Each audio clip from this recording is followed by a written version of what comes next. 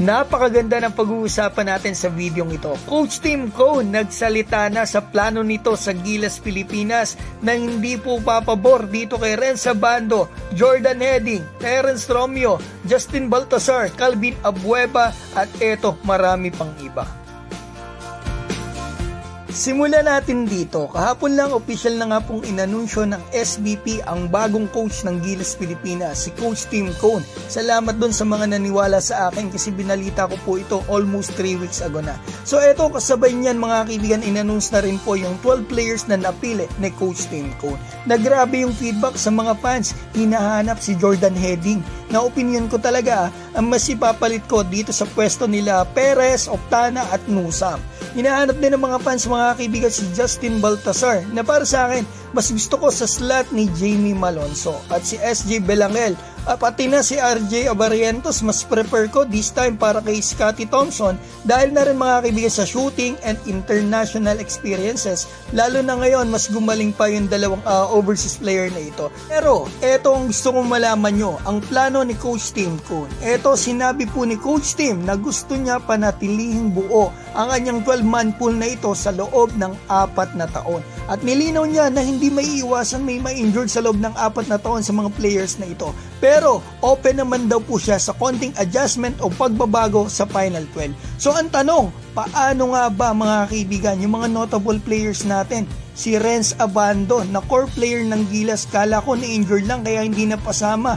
Pero wala talaga mga kaibigan, nandyan na ang 12 player pool ni Coach Tim Cone na plano niya dalhin patungo sa 4 na taon.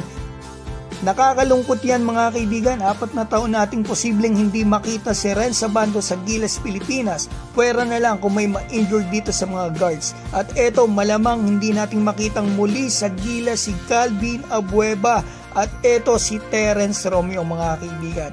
Sila po ay kinuha ni Coach Tim Cone nung nakaraan sa Asian Games bilang pinalaro ng organizer doon. Pero masasabi ko kaya hindi sila kinuha mga kaibigan this time dahil long term yung goal ng Gilas ay dahil po sa edad nila. Si Calvin, eto 35 years old na, si Romeo 32 years old na. So eto mga kaibigan ang gusto ko pang malaman nyo na nagustuhan ko sa plano ni Coach Tim Cone.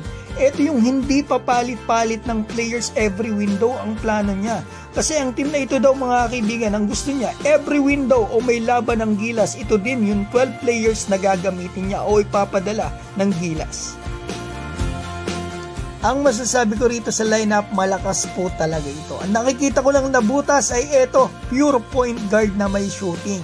Prefer ko sana itong si SJ Belangel, RJ Abarientos at Jordan Heading. At nakakalungkot mga kaibigan, ako'y nalulungkot dito kay Renz Abando na core ng Gilas wala sa Gilas. Walang nagko-comment ng pangalan ni Renz sa mga posts sa social medias about dito sa 12-man pool dahil akala ng fans injured lang si Abando kaya wala dito. Pero wala pala talaga siya.